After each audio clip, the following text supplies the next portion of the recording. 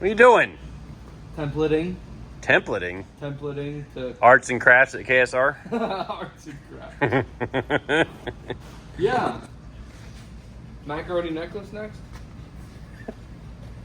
No, but we can use like busted pistons and connecting rods. We have a lot of those. All right, everybody, welcome back to the KSR YouTube channel where we're working on Val's Camaro again. It's definitely not Steve's, it's Val's, 100%. Yep. So, got a little bit to show you since the last video and get you caught up on this thing. Yeah, here we go.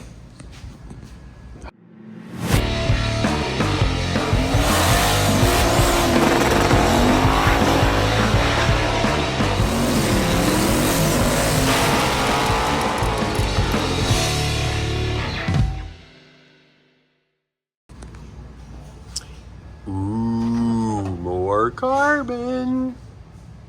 And the new titanium, well, can I, yeah, so down in there, that corner is now titanium. Oh, there we go. That's a little better view of it.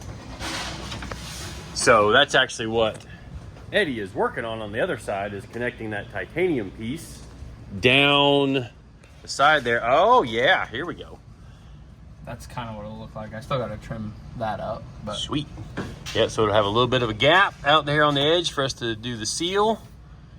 Yeah. And some people asked about the bolts and nuts versus why don't we just rivet it or panel bond it? Well, I would think, I know panel bond's some pretty awesome stuff, but I would think with the way these things shake and like tire shake, for those of you that haven't felt it, it will literally break teeth. Like you'll see some guys wearing mouthpieces, like mouth guards like football players use, because tire shake is very, very violent in these things, or it can be, especially if like you're on a real tight racetrack, it's got a lot of glue on it, and the tire is right on the edge of staying hooked up. It'll shake all kinds of stuff and break welds. It's actually probably what broke Tom Bailey's car. If you guys saw, Tom Bailey just almost ripped the 4-link brackets out of his car at their race this past weekend. Maybe it was this past weekend? I think it was this past weekend up at Norwalk. But we're gonna watch you guys follow along and watch Eddie doing some arts and crafts there in the corner. And then getting that carbon fiber piece made. We still got to make the little strips that fill those there. And those we actually will rivet in because they're going to be a part of the tub. But the reason for the bolts and screws, which kind of goes the same way with the panel bond, is we can snug them up without over tightening and breaking the carbon, like splitting the carbon or giving it a fracture point because it's tightened down a whole lot. So that's what we're gonna do. And like most of these they're snug, but they're not like so tight that it like waves the, you know, like puts a divot kind of in the carbon around each bolt. Like these are all pretty level and smooth. And plus it makes it easier to remove stuff, because if you have ever drilled a rivet out, chances are you've skipped a drill bit out of a rivet and scratched whatever the panel is beside what you're drilling out. I know it's happened to me a few times, so I would assume it's happened to just about everybody that's tried to drill a rivet out before. Never happened to me. Never happened to you? No. Eddie's Mr. Perfect. I am. I call BS on that. Yeah, you're right. So just a few more things on this, and there probably would have been a little more done on it last week, but Eddie had to go play in New York. Yeah, it wasn't working. Just playing. Hey, we won. You did. Yeah. Yeah. So what we're talking about is Eddie flew up to Watkins Glen, New York to help Lee at the last Trans Am race.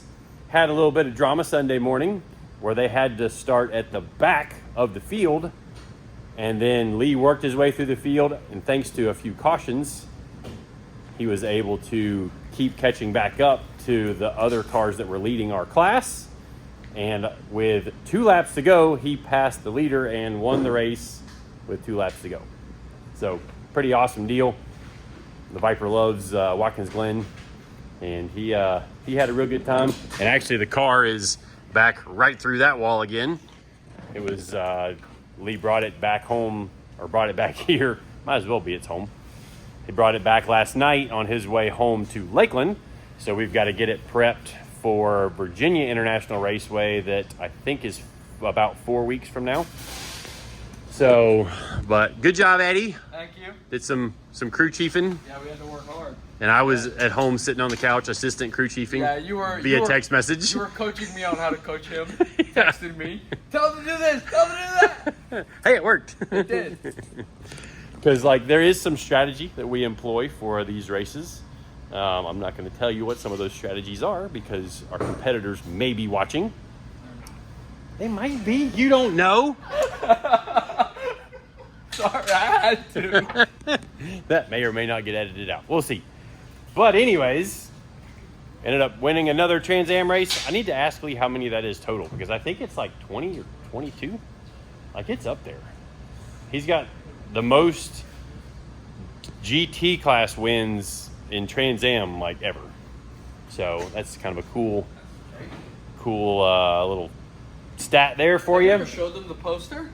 Which poster? Oh, the new one? Yeah. Okay, let's go check out the poster we just got.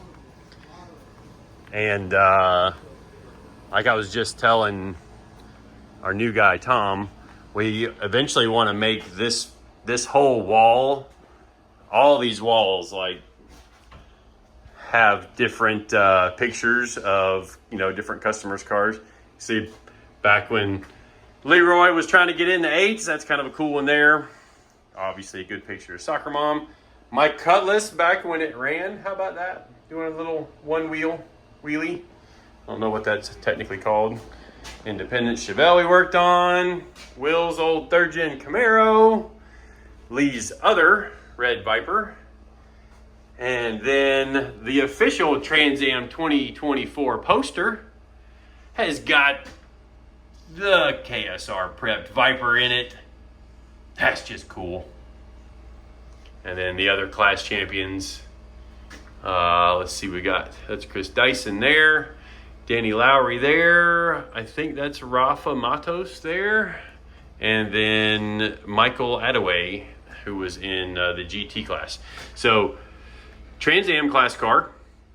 850 horsepower, carbureted, no traction control, no ABS. Pretty awesome. These cars all have crate LS engines in them. Yep, even the Mustangs and the Challengers. There's options for the factory motors, like a Ford factory engine and a Chrysler engine. But as far as I know, everybody runs the LS because then you have consistency through the paddock. If you need spare parts, you need a spare motor. Somebody's got one in a trailer somewhere.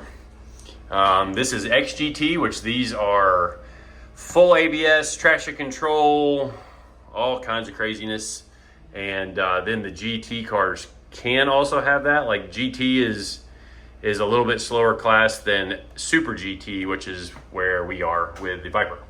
And they even got in the poster that Lee has his headlights on because that's just one of his things that he always has his headlights on. He said it was for his kids so his kids could spot him easier while he was on the racetrack. Whatever works, I guess. But anyways, now that I've yammered on for a while, are you done yet? Yeah, all done. Fired up. I guess that's a little bit further out than that. Oh, okay. But anyways, we follow along with Eddie in a time lapse, and won't be too much longer.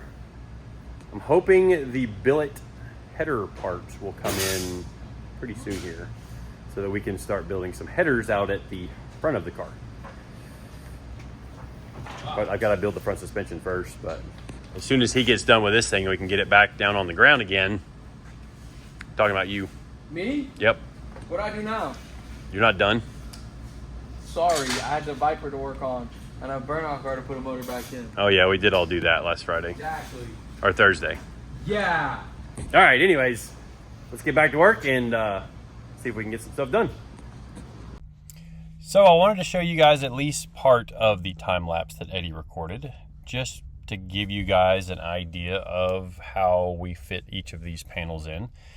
And this has kind of been my process all the way going back, 10 years, all the way back to doing, aluminum interiors, or even fitting steel pieces, like say if you're patching a firewall or something else like that, using some manila envelope works really well because you can trim it with scissors and then test fit it up in there. It's kind of stiff enough that, it holds its shape for the most part, unless you're pushing too hard, like in the middle of it or something like that. But if you kind of keep an eye on what you're doing, you can get a template with the manila envelope that's really close to fitting once you transfer that to metal. So it's just another one of those processes that takes a good bit of time, because nothing is cookie cutter in these things. Every panel is a little bit different. Now luckily these pieces left to right are very, very close to each other. They were basically, we just took the template, flipped it over, and used it on the other side. Now one thing we do have to be careful of when we're making these pieces, and this is only just an appearance thing, but we want to make sure that the stripes in the carbon are all going the same direction. One of those little OCD things, but I think it makes it look cool when, you look at the carbon fiber pieces and the weave is all going the same direction across the car when you look at it, at least for like all the flat pieces. And I think in this car, the tubs go opposite directions. So it's not like we could have matched the tubs and matched the flat pieces. But anyway, you guys can check that out when you see the car in person. And we do have some plans to take this car to an event down in Bradenton that's coming up pretty soon. And I'm going to make sure that I can see that we're going to make it to this particular event before we announce it, because there are a few events that we might be able to bring the thing to before the end of the year. But I want to make sure that we can make it before I announce that goal. So it's definitely time for Eddie and myself to really jump into this thing deep and really, really start cranking out some huge progress on this. As you may can notice in the background, the burnout car, Lucy, is not painted yet. So this was actually the week before we left to go to LS Fest. So this part of the video was filmed roughly 2 weeks ago. Now here in a second, we're going to talk about some other things in real time, as well as give you an update on the car from last week, or at least show you, if you saw the shop update video, you saw that we installed a lift in the space that this car is sitting in right now.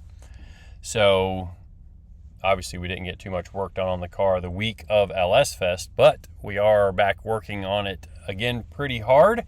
And there will be another video, hopefully at least one, possibly two videos in some weeks where we, have an update video on this car as it's getting closer and closer to completion. So pretty exciting stuff. We're ready for this thing to hit the track and show you guys what it can do. Titanium. You excited about your Yeah. titanium? If you're not excited by titanium, we can't be friends. Titanium is pretty cool. Those are ones we're not using. Those are the same ones that we already had. Check that out. How sick is that? That's pretty cool. And it's even got a little notch to bend it. Yep, right there. Will that show up on camera? Hold it still. Sorry. Hold it. I'm trying. Hold the flashlight steady. You're a good dad. The flashbacks.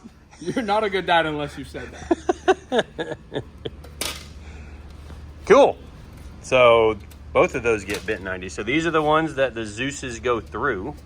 Yep. And then these are the ones the Zeus's will attach to. Yep. The Zeus's. The Zeus's. So as you saw in the time lapse, the front corners are done now. Woo. And then just like the tubs, this will get sealed with some seam sealer. It's nice and tight, so that seals off all of that in the back. And now he's gonna work on closing that hole up. Both sides are all spiffed up.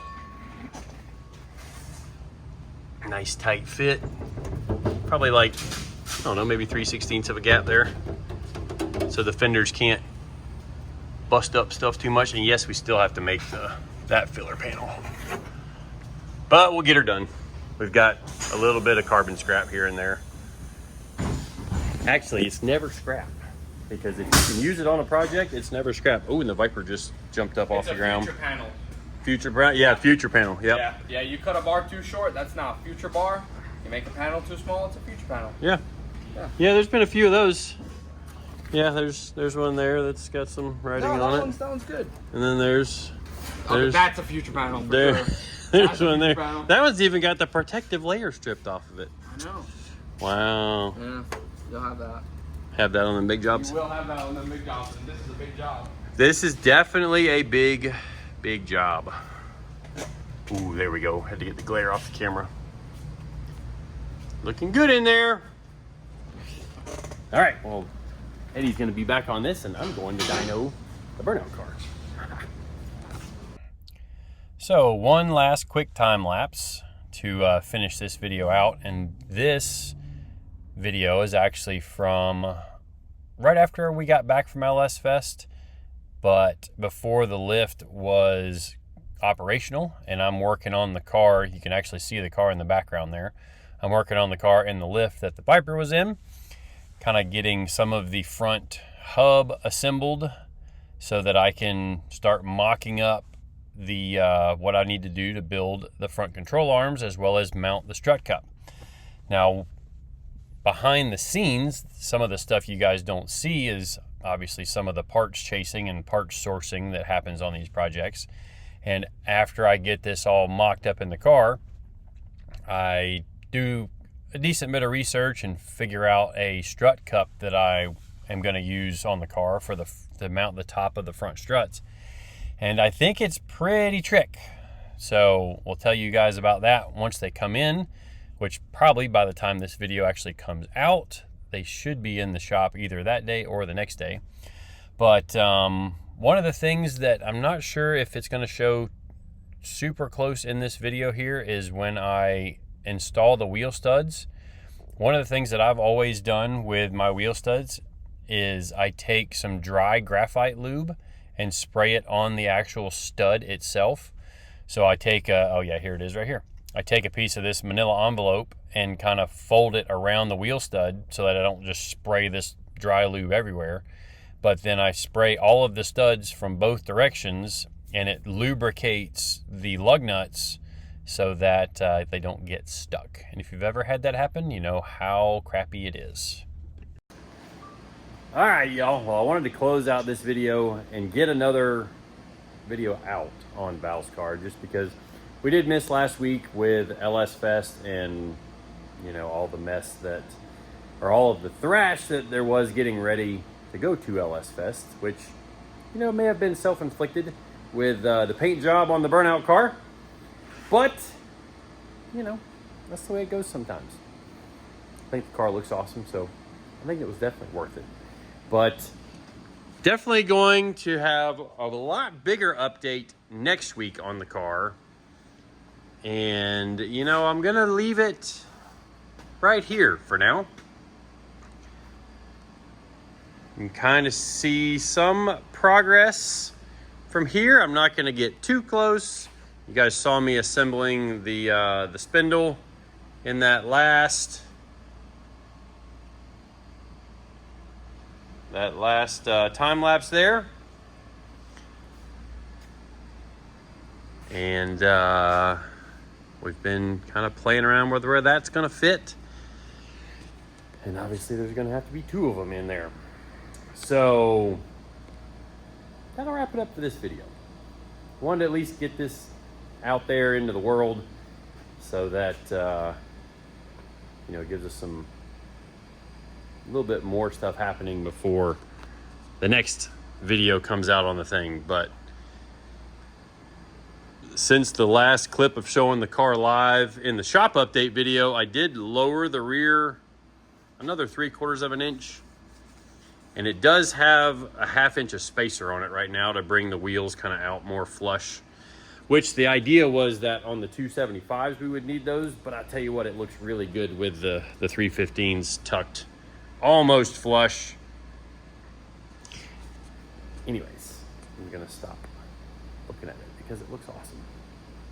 But thank you again for watching what we've got going on here at the shop, and we will see you guys in the next one, which probably will be tomorrow on that, because I got some work to get done on it too. All right, see ya.